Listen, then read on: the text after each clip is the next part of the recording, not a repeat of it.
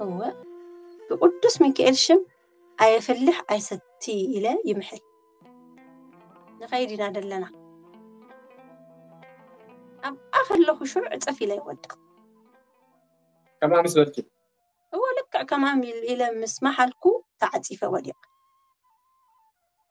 إذا قري جمي مالك بقى أنا قرأ كاي كأني خمي جرا خيط اللي ندابل كوف تما جلوتي بس تما جلوتي بس أو نتيو ما بون نجرم كم زخينو إذا رخص استيو قليلهم مسكال جرم حسي يبلو لي تأمي سالي ندابلكو تقلي ندابلكو أبت جزامتي إيه بقى بتعمل حبيت أسل زنبرة تسويت مشكلتي ده حسيوت أوعى أحسيات النيجا لما متشم تنما جلوتي كنت تأمي أودي كابسا ساعات زيقة دفء تبلبون هاي الإعلانية بدحريو مالتي هاي ستي قرط أبي للي دكرم بقى هاي ستيان أيتنكفان بقى أيتنكفان شرراش دي تنكفا خوين حجي أفتقنا أزدنا حواتي حجي سنبت كبيرنا هون يقبري اندار أخواتي دفع أنبراش هاي الإعلانية بقى قدس ميكائيل قوري صواب ولا مستاي دقر ما كبدامي بوندساتي نيره ولا سب كفلح قالي دونجيني وقلتي فوق ستي يزدلني بقى 5 ساعات زي أبون دبها التاريخ يا أجرين نحوي يا أجن ملك ريالو مالتي ብዙ ጊዜ ናብ ጸበል ክንከድ ከለና ሲ ከምዚ የጋጥመና እዩ ገለ መኻለፍ ከንታርፈና ወይ ኢድና ይግማዕ ወይ እግርና ይግማዕ ወይ ንሓምን ወይ ገለ ዝኾነ ነገር ከም ዝድሕሪና ኣሃ መድሃኒትና ኣብኣያ ዘላ ማለት እዩ هو በቃ እሳ ማለት ኢልና ወሲና ናብቲ ሓሰብናዮ ጉዕዞ ወይ ከዓ ናይ ጸበል ይኹን ካልእ መንፈሳዊ ነገር ክነድህብ ኣለና ማለት እዩ ሰይጣን ምንም ኣብ ዘይብሉ አይደክም ባይዛው ምንም ኣብ ዘይረኽበሉ ምንም ክሰርቀሉ ኣብ ዘይክእል ሰብ ስለ ዘይደክም ንኸይትበፅሕ እዩ ስሕጂ እግርኽ ተገሚዕኸ ሲ ተተመላሊስከ ክትከዲ ናብኡ ክደኽመኪ በቃ እግረይ ክሳብ ዝሓው ክፅበ እሞ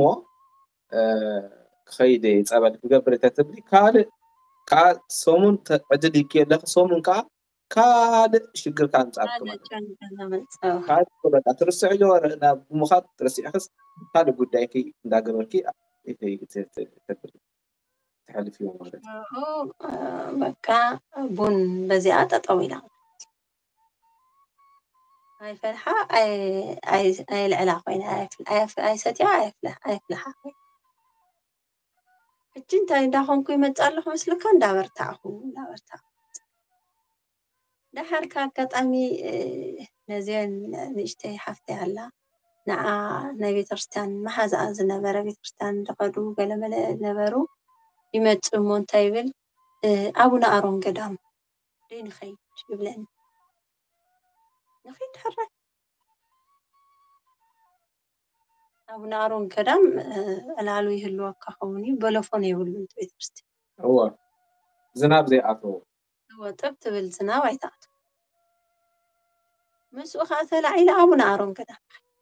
روحوا يكوستو سمو معتنا إجري زلو عندما حرا حليفكا حديركا من قدي قلم كيده زي حواتي زي رخبوا برختك عند عمتكو فيلان أنا رخيبي كيده دنك أختبل مش والدبا قدام تنسيحي مالي سعبنا أرون قدام تنسيحي كم سيد تصري مثلا حجي حتى حفتنا نيرا خبا أمريكا زمتت أقات أمينة زحونا دوسدني نعو يفلتو قيام السابع مسدي أو حنساب كيدنا نيرنا نسحا مساعتنا وإذا أملا كقلت أكا أي كألني بسوسان 4 أقششتي دياقونات زي قولو تمهار زبحالو قالم سوسان 4 كبيبهم بقشش منات قالوت انداغبرنا كلتينا ماخل كوفينا قدر تطمع سوسان 4 يدبلك كابيت متيوم أيفلتني أنا أو دم هارو ديم كافت عدت متيوم ديم نابو بخميكم أخوينو أيفلتني سوسان 4 ششت دياقونات نقولو تمهاري كافت خبابي قلمل زمتو بمولهم كمنتاي مخبلكاي كم تخبيبنا بسوسان 4 تخبيبنا شمقشنا سوسان 4 يقوم اندادوغوم اندا صليو أنا انتاقوالن طري أما خلق قدر تطمع يارب بتعمل تأمري خاتبلوت أنا حجك حسبو خلقو بك أقويتاي كمي فتخني قويتاي نعيسي كمي مرزك ناتو صراحة أصدقك بك بود سبدت انتنا يكون نعي أقبأ أنني مسكالي تصري مشيلني بسوستان 4 ካህናትን ዲያቆናትን የቆሎ ተማሃረ ከዓ ከቢቡ ከም በሓድሽ መርዓት ከም በሓድሽ ተጠምቅ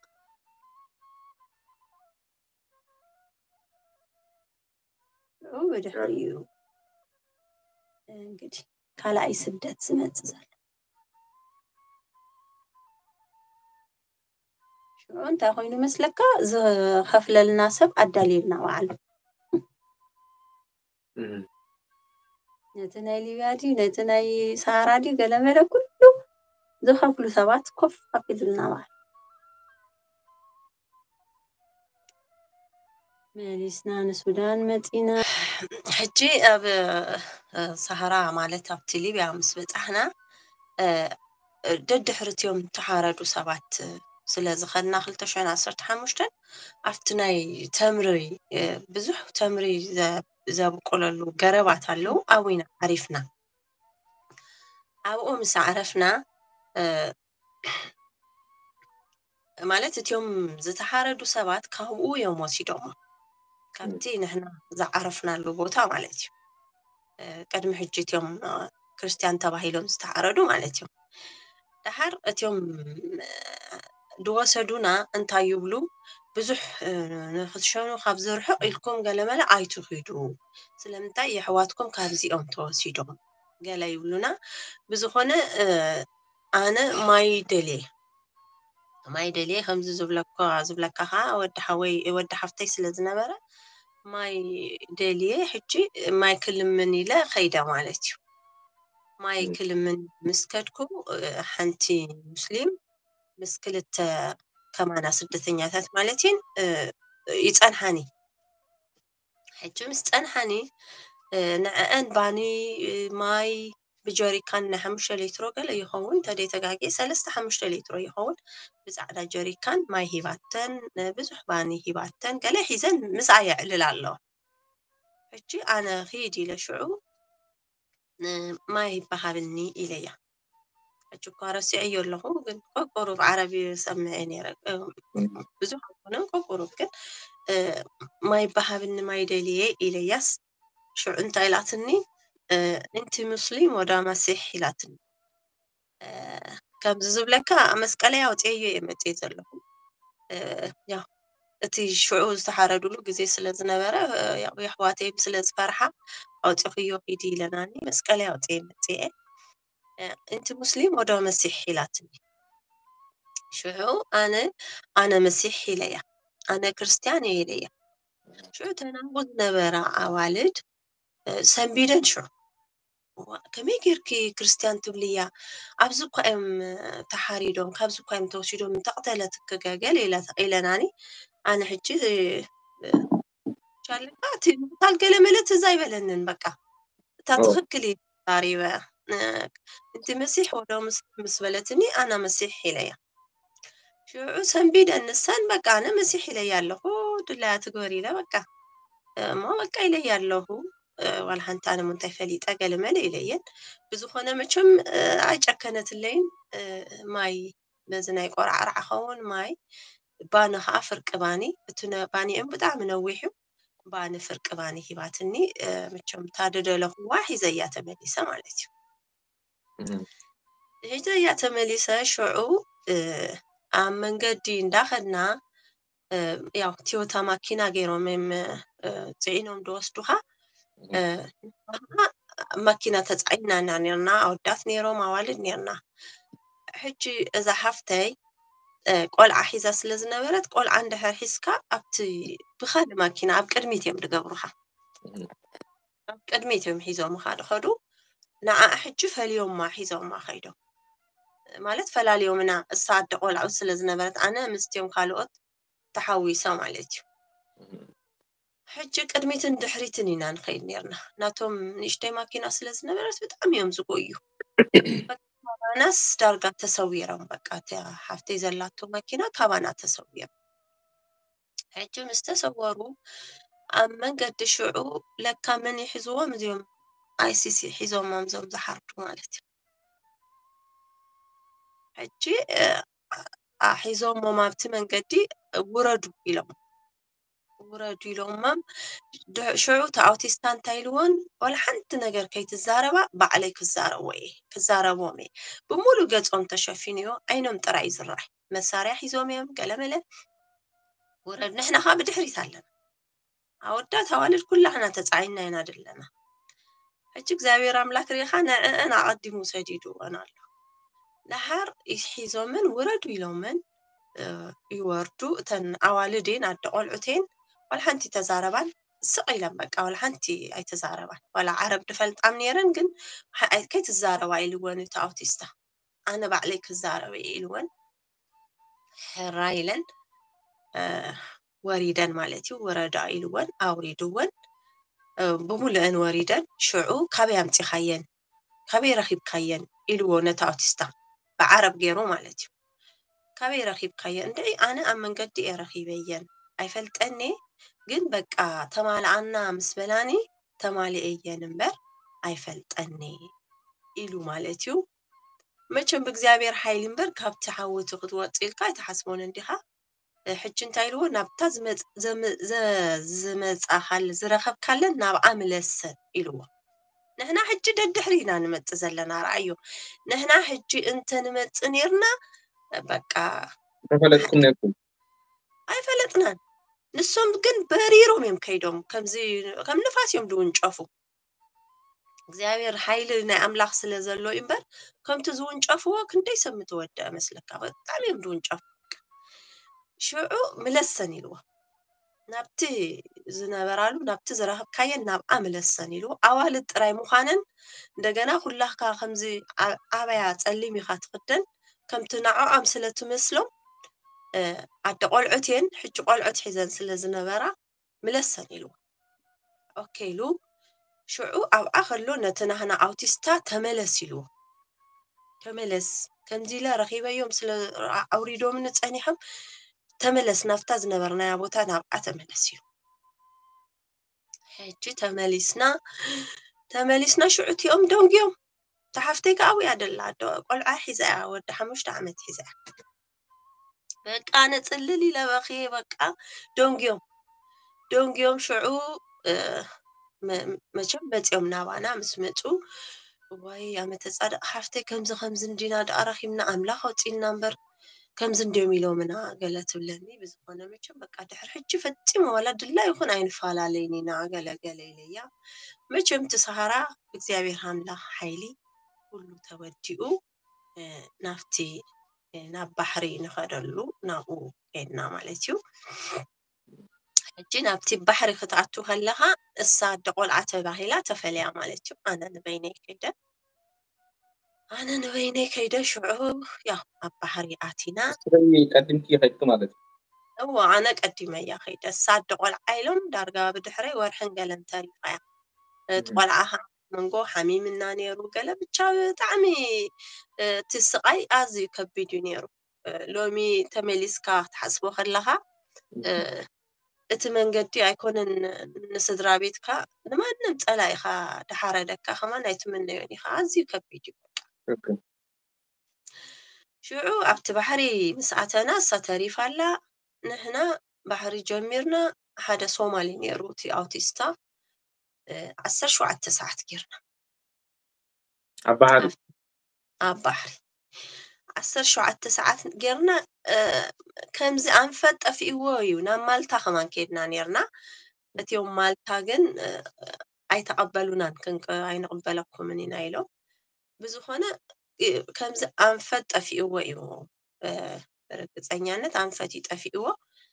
17 ساعات جرنا مخبي قالك ያው እሶም ደሓዝዎ ነይሩ ከምዚ ባኒ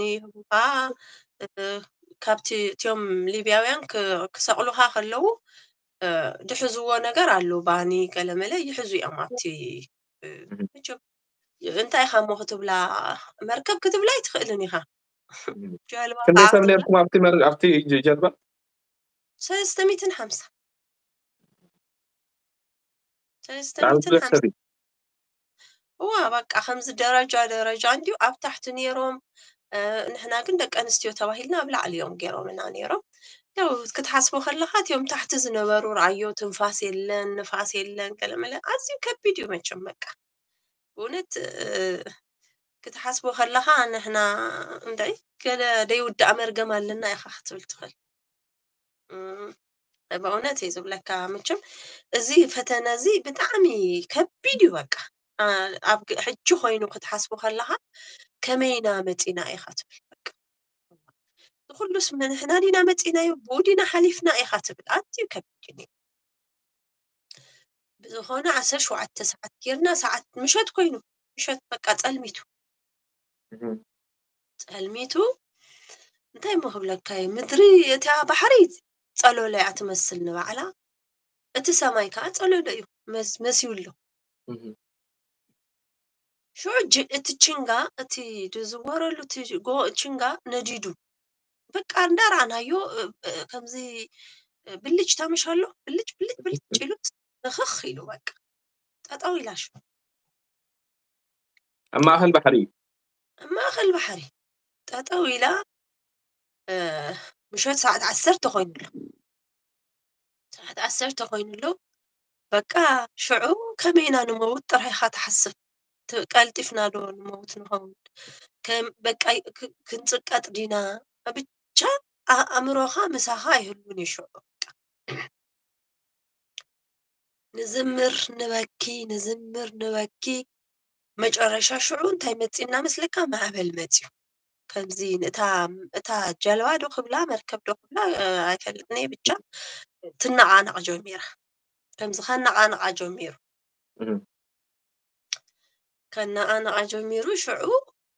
ማይ ከምዚ ብጭቅ እንዳበለ ክትነቃነቅ ከሎ ብጭቅ እንዳበለ ናባና ይኣቱ እቲ ማይ ናብ ውሽጢ ይኣቱ ኣሎ መቸ እውነት ናይ እግዚአብሔር ሓይሊ ክትሓስቦ ከለካ መቸ እግዚአብሔር ሓያል ብዝኾነ መቸም ተስፋ ቆሪፅና በቃ ኩላህና ተስፋ ቆሪፅና እዮም ታሕቲ ደለው ግደፎም እንዶ እሶም ከመይ ነይሮም ክኾኑ ይኽእሉ ንሶም ጥራዮም ክዛረቡ ድኽእሉ ትጭንቀት ራእዩ ንሕና ግን አትሊስት ንፋስ የሬታ ሳዕል ሒዛት እንላውሩ ንፋስ ንረክብ ኣለና ብላዕሊ ስለ ዘለና ማለት እዩ ደቂ ኣንስትዮ ተባሂልና ቁርባዋ ኣወዳት ኣለዉ ኣብ ላዕሊ ኮይና በቃ ጭንቀ ሒዝና ማዓሲና ንግምጠል ኢና ንብል ማዓሲና ንመውት ኢና ንብል ሕጂ ኣነ እንታይ ኢለ ዋይ ኣምላኽ ለካ ሓቅኻ ኢኻ ሰለስተ ትንፋስ ከይተጥፍእ ኢልካ ኢኻ በበይንና ጌርካና ኢለ መቸም ንእናትካ እንዲኻ ትዛረብ መጨረሻ ሽዑ በቃ ሰዓት 10 መስዩ ሽዑ እግዚአብሔር ፀጉኡ ብኸመይ ክትገልፆ ትኽእል ፃዕዳ ርግቢት መፅያትናሽ እንግዲህ ሕሰቦ ምሸት እዩ ፀልማት እዩ በቲ ሰዓት ዝቲ ርግቢት ኢልካ ኣይኮነን ولا حنت تحسب ኣይትኽእልኒ እታ ሰማይ ግብድ በለት እያ እታ ምድሪ እታ ባሕሪ ግብድ በለት እያ ኣነ ከምዚ ባሕሪ ሪኤ ይፈልጥኒ ማለት ናይ ዓድና ናይ ባፅዕ ባሕሪ ሕጂ ሰማያዊ እዩ ትንታሽሙ ሕብሩ እዚ ግን ፀልማት እዩ በቃ ልክዕ ከምቲ ሰማይ ዝፅልመቶ እቲ ባሕሪ ከዓ ፀልማት እዩ ሽዑ ፃዕዳ ርግቢት መፅያ ፃዕዳ ርግቢት መፅያ በቃ መፅያ ናባና ትኸይድ ናይ እግዚአብሔር ስራሕ ድንቂ በቃ እንታይ ምትብሎ ትኽእል ትመፅእ تخيد تخيل لك ثلاثة جزء نوانا متأمس كدت عابي مركب متبقى عابي كونتينر يمتعينهم نيرو يحال فيهم نيرو هو يحل فيهم نيرو نلا على خندي مو خبلك اي كندي ابارتمنت خبلك اي بتعمي بقى عابية عباية بجمل تعزيرنا عبيراتكم مالتكم ما تسفى مكان كونكم مخناتهم قداما يركب بيت بليتي ኣይትነፍርና ናብ ሰፈር እያ ትኸይድ ማለት ሽዱሽተ ምስ ኮነ ሲ ፅልምት ፅልግልግ ክብል ከሎ ቀጥታ ናብ ሰፈር እያ ትኸይድ እዚ ስራሕ ናይ እግዚአብሔር ስራሕ ናይ መንፈስ ቅዱስ ነታ መርከቡን መሪሑ ዘምፃ እግዚአብሔር ካልእ ኣይኮነን ምንም ይኹን ከምዚ ዓይነት ታሪክ ከምዝናትኪ ብጣዕሚ ብዙሓት ኣሕዋት ናብ ሊብያ ዝኸዱ ኣብ ጀልባ ገይሮም ክኸዱ ከሎ ኣብ መንጎ ሞተር ዝተበላሸዎም ከምዝናትኩም ካዘጋጥሞም ተስፋ ቆሪፆም ከሎ እንዳዘመሩ እንዳጸለዩ ከሎ በተለይቲ ርግቢት መጽያ ከምዚ ገይራትና ከምዚ ዜራትና ድሕሪኡ ሓገስ መጽና ገለ ዝብል ታሪክ ሲ ብተደጋጋሚ ይሰምዕ ምናልባት እስኪ ፍትዋት ኣሕዋተይ ንስኹም ከብ መንገድኹም ከምዚ ዘጋጠመኩም ድሕር ኣሊኩም ኣብ ኮመንት ቦታ ጻሓፉና ናይ ብሓቂ ናይ እግዚአብሔር ምሕረትን ናይ እግዚአብሔር ሓለዋን ይረአይ ብግህዶ ይዝረአይሞ ኣዝዩ ደስ ዘብል ብጣዕሚ ኢኻ በቃ ትግረም ሽዑ ንሕና በቃ እንታይ ሞ ሽዑ ናይ ሓጎስ ንብዓት ኢኻ ክትነብእ ንሕና ኢና ጠሊምና ካምበርስ ኸና እሙን እንዲኻ በቃ ብጣዕሚ ኢኻ ትነብእ በቃ ኣይተቀበናዮን ምሻለካ ክንተርፊና ሰብ ክንከውን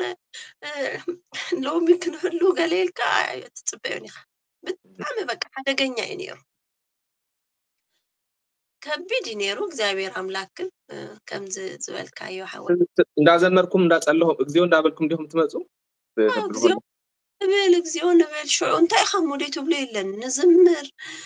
ገሊኦም ይምህሩኻ ቆሩብ ተማሃሩ ናይ ኦርቶዶክስ ትምህርቲ ቆሩብ ድፈልጡ እንድሕራሉ ይምህሩኻ ትዝምር በቃ ትዝምር እግዚኦ ትብል ትዝምር እንዳዘመርና ኢና ንመጽ ነርና በቃ ግን መጨረሻ ምስ በጽሐ ያው ትዝማሪ አለዶ እቲ ተስፋ መቁራጽ ከአሎ ሰብ እንዲኻ በቃ ኦሮማይ በቃ ክንመውቲና ማለት ይልና በቃ እጅግ አማውታይ ከመዩ ጥራይኻ ትብል በቃ ከመይኻ ክትከውን ኣነ ብድሕሪኡ ድገርመካ ባሕሪ ድበሃል ክሪያ አይደለኝ በቃ ሕጂ እጽም ኣብ ሓንጎለይ እቲ ነገር ተኣትዩ ልክ ስምጥ ዝብል ዝመስለኒ ቃዚ ቢት ነይሩ ግን ከምቲ ዝበልካዮ ሓወይ ናይ እግዚአብሔር ምሕረቱስ ብዙሕ እዩ ንሕና ብደቂቕ ድጥምተና ይመስለና ንኸውሚና እኳ ዋላ ብዙሕ ጌጋ ኸማን ንፍጽም ካብቲ ንእግዚአብሔር ንፈርሖ ንሰብ ንፈርሖ ስለ ዝበዝሕ እሱ ብደቂቕ ከም ድሪአና ኣይንፈልጥን ኢና ኣነ ኣይፈልጥኒ ብለካ ኣለኹ ግን እሱ ኣዝዩ ብደቂቕ እዩ ድጥምተና ነፍሲ ወከፍ ምንቅስቃስና ኣይታኸስኒ እሱ ዘይታኸስ ኣይታኸስኒ ፈጺሙ ይታኸስኒ ብዝኾነ እግዚአብሔር ሰናይ ኮይኑ መጺኦምና ሽዑ ክጽጉዑና ኣይከኣሉ ኣዝዩ ዓባይ ስለ ዝነበረት እንድሕር ነቲ ማይ እንዳደፍኣቶ መጽያ ንሕና ክንግምጠል ኢና ሽዑ ጀላቡኤን መጽናና ብችም እግዚአብሔር ዕድመን ጥዕናን ይሃቦም ንዕኦምን ብሓደ ወገን ክንደይ ሚልዮናት ህዝብ እንዲዮም ኣድሒኖም ካብ ሞት ጀላቡ ገይሮም መጽዮምና ንኣሽቱ ዘይፈጣን ጀላቡ ምሻለዋ እሰን መጽናና ሽዑ ቀልጢፎም መሕንበሲ እዮም ሂቦምና ብላዕሊ እዚ ዝንፋሕ ምሻሎ ንኸይትጠልቕ ምናልባት ገለ እንተኾነት ግን እሱ እትዮም ታሕቲ ደለው ኣይረኸብዎን ኣሕዋትና ኣዲኦም ትደፋ ኣሎ መሻክል ግን እግዚአብሔር ይመስገን ዋላ ሓደ ሰብ ኣይሞተን بزخونه نعلس لزنبرنا نعنا هيبومنا شو كي تنقاسقسو اندحر تنقاسقسكم كتقمط عليها سلازي كي تنقاسقسو إلو بالانس سلازبل مالت كوي بالانس زبط سلازخونه كتقمط عليها نحنا خا خنصقعكم اين خلنينا قليلو بانجلش تزاريبهم ያው ድሰምዑም ሰባት ስለዝነበሩ ከይትንቃሳቀሱ ኮፈል ይብልኩም አለው ገለ ኢሎም أتي أنسيو زجرم نجر مجمّرة بتنا أنا زنبركو وإيمتيو أمي أنا لو محاسبة خلهم تعمي جرمن بقى بت أنا زنبر كله بوتا متيو مجمّرة نعيو على علني قلعت سلزينبرنا عبيت تراي سلزنبرنا مجمّرة نعيو تسئيلو نبتا جلبا غير مالتي شعو نخل سب ششوم وانتسب اندا قبر نفتع عباي مركب يبتعوها بالدعم عباي سلزنبرت السخاب حقوها تأثر كمزي قلف جيروم يأسروها بلا على خير سبات كيروم كأي قوتوها حجي عبس كالا يومنت اسكالا حجي اتا جلبا نيشتاي فاتان تقع مسبلت نافتا عباي قلطيف كاي خانتي تاشمو تحزو نتسكالا تحزو بقى فرحم سلازلو شعو ولا حنتي ايسم لسلسته ميتهم كم دا قبروا أو صايلهمكم 350 ሰብ كم عند قبر اندامتو مجرشا ግን እንታ ኮይኑ እቲ ሰብ ብጣዕሚ መቸም ገሊና ኣይንሰምዕን እንዲና እቲ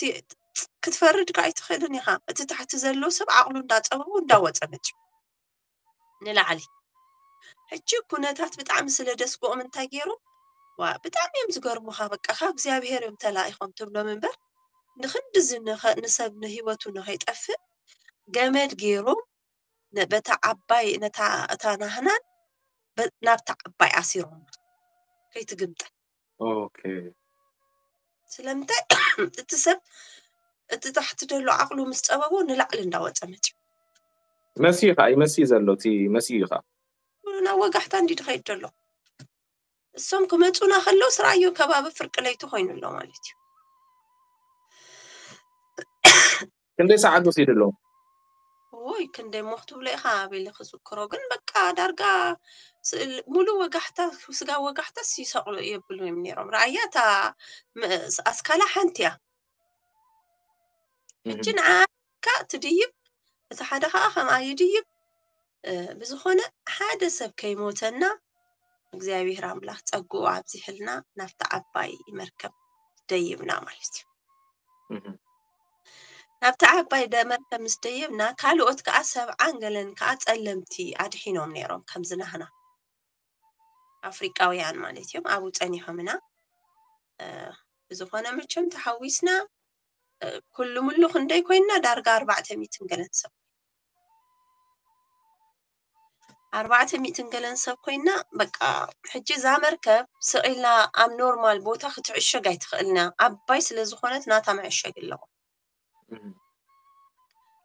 ሽዑ ኣብታ መርከብ 5 መዓልቲ ኢና ጌርና 4 መዓልቲ ምግቢ ድበሃል ኣይበልዓና ማይ የለ ምግቢ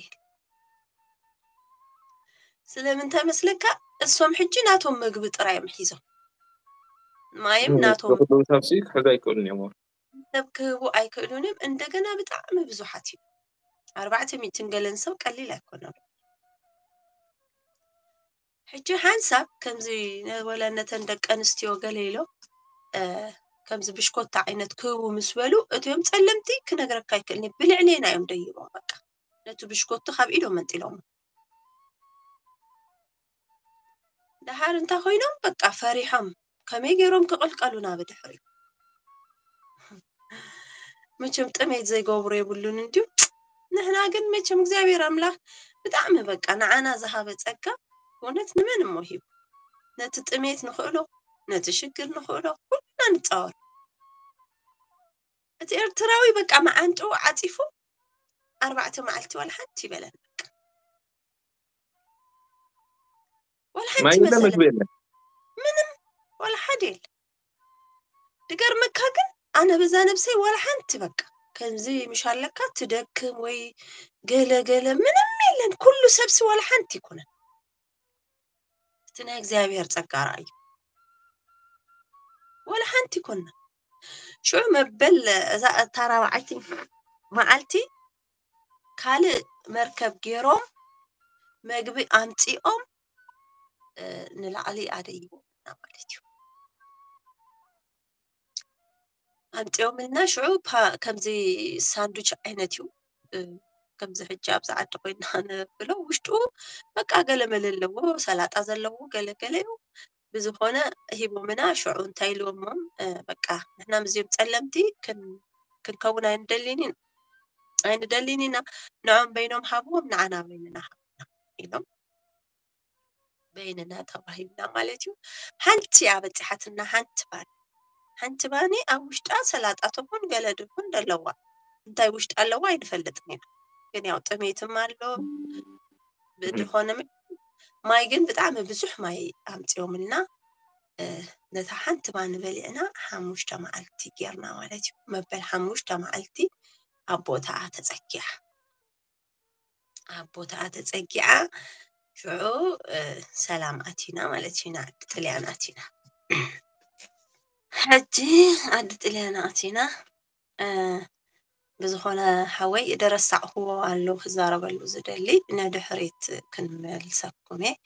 كملسكاي ناب إثيوبيا خن ملاسينا مالتينا بديسابا بديسابا كم زبلكوها بزح قدامات يقيدن يرى زبر جبريل كيدي حجي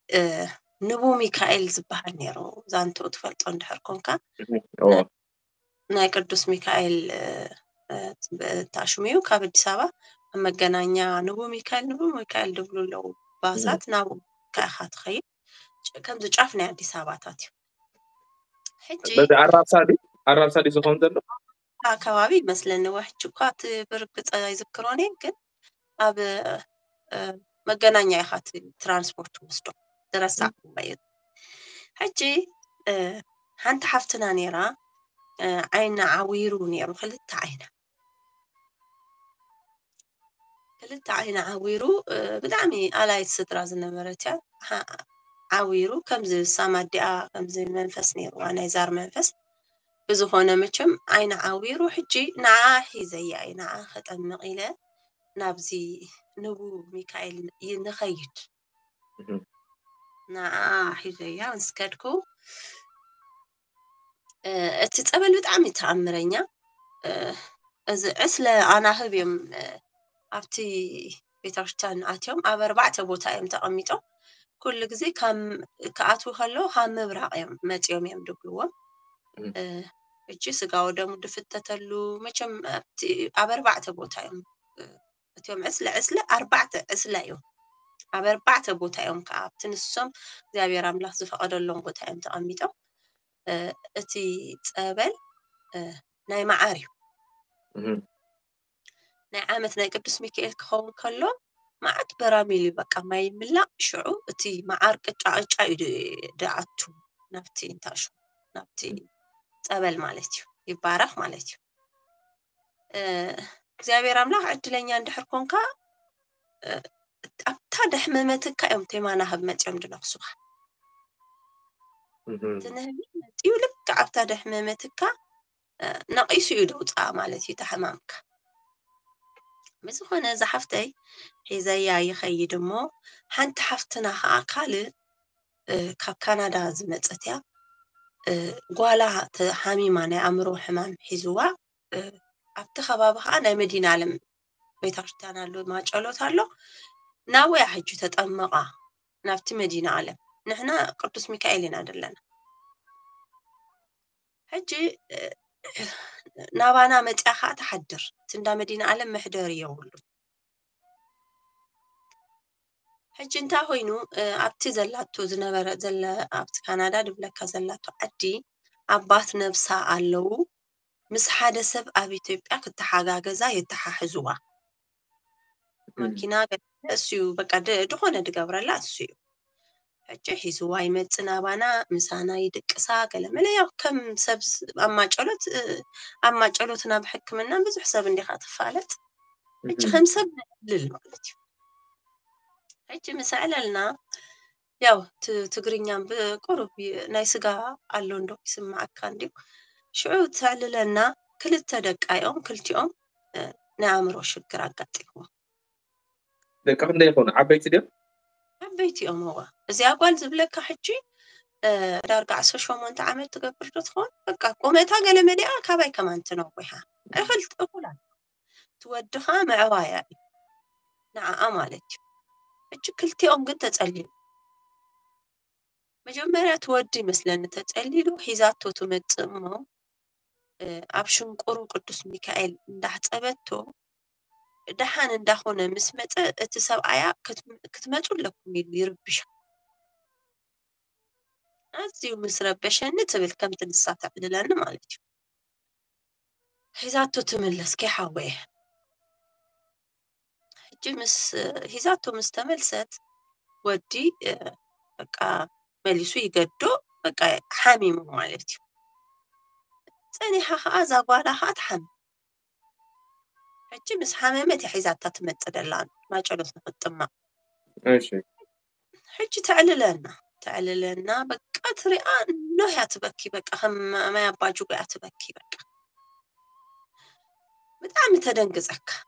حجي كلتيهم كمزو خوينهم السو حجي خمزو خوينو قديدو ازي اخا تقول كاخ تطبق معتيا بقى اين رأيو تتري اخ تطبق وميتان شغران قال ملي مرة تدنقزك ازي اخا خمزو خوينات اني قال ملا تبن بجم كبيديو ولا نسها وليد كايتر ايوس دق عفتخالو دق حوخالو قال ملا ما نمسك حاميمو كتسمع خلها أمو خلت نيرم كلت يوم تسألي لهم كتسمع خلها زيو كبيديو هجي بزخونة متشم نسوم كابوك ما تخلو أنا تخونة مسح سراريحي قال ملا يدس أنهن بحبار نبلع كم زندابلنا ندابلنا حجي زاقوال انتايك تخون كتملس تدلي ناب زعدي ناب كندا مالتي هو كتملس تدلي نمنتاي اتي زنبرا عرفت كزي توديو نتاقوالا خاي حويت ندل يعني حاويت لا جي بق عمارات تسنمو انتي تبلني قبلك الله هو يفلطاني انا وي فليطيا قد ما قدس ميكائيل مالتي وي فليطيا ما يفلطاني اجي انتي تبلني ما جنبتي نعللو بتي دخونه بقى مجبن سريحي دحصبت لون حصاصي بقى لملا قدني كرستنا هيوتك اخوميو كتقلقل يخا عسب تركب مالتي انتي تبلني عم تصالح حافتي تبلني بقى انس نزاقوال مساخخ قدفات بلني نزاقوالا مالتي انا ناخي امينه ناخي بقى انا خقدفا كمزي لاهي زي اندحر كيده مهلي خبت وديك قداي انا قد بقى ناخي خقدفا السخي ما جلوت هذا ياتم كم سالي خمبر نقوسي كم سالي